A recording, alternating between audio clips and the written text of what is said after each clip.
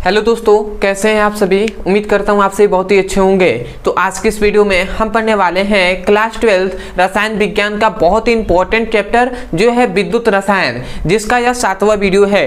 तो इस वीडियो में हम पढ़ेंगे भैया कि मानक इलेक्ट्रोड विभव किसे कहते हैं, इसका परिभाषा क्या होता है, इसको हम एक फिगर से समझेंगे और बहुत ही आसानी तरीके से आपको यह डेफिनेशन याद भी हो जाएगा।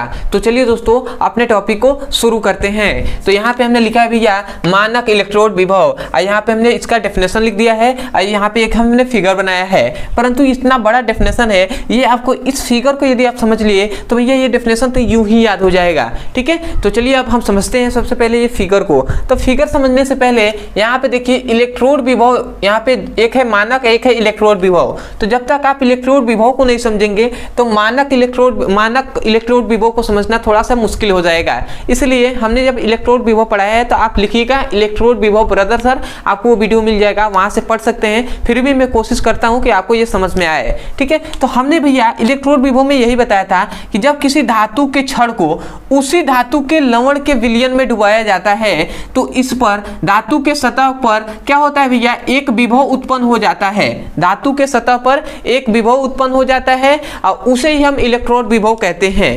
यही हमने कहा था कि जब किसी धातु के छड़ को उसी धातु के लवण के विलयन में डुबोया जाता है तो धातु के सतह पर एक विभव उत्पन्न हो जाता है जिसे हम इलेक्ट्रोड विभव कहते हैं। इतनी बात हमने बताया था, थोड़ी विस्तार करके उसमें बताया गया है, तो आप जाकर देख सकते हैं। परंतु मानक इलेक्ट्रोड विभव में भैया कुछ इसमें कंडीशन लगाया जाएगा कि ये इतना कंडीशन होना चाहिए सब चीज का, तब जो विभव उत्पन्न होगा इस सतह पर उसे हम मानक इलेक्ट्रोड विभव कहेंगे। तो वो कंडीशन क्या है? सबसे पहला कंडीशन है कि जो भैया कॉपर सल्फेट का मतलब CuSO4 का जो लवण का विलयन है इसका टेम्परेचर होना चाहिए 25 डिग्री सेल्सियस। दूसरा भैया कि दाब होना चाहिए 1 atm दाब होना चाहिए। और तीसरा जो ये विलयन है वो 1 मोलर सांद्रता वाली होनी चाहिए। मतलब जो कॉपर ये CuSO4 लवण का जो विलयन है वो 1 मोल सांद्रता के होने चाहिए। मतलब 1 मोलर सांद्रता के ये क्या होना चाहिए, लवण का विलयन होना चाहिए। और किस लवण का भैया?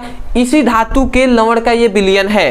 मतलब कॉपर लिया है तो कॉपर सल्फेट मतलब CuSO4 का ही लवण का विलयन है ना, तो इसी का विलयन भी होना चाहिए। तब इस धातु के सतह पर जो विभव उत्पन्न होगा उस विभव को हम मानक इलेक्ट्रोड विभव कहेंगे।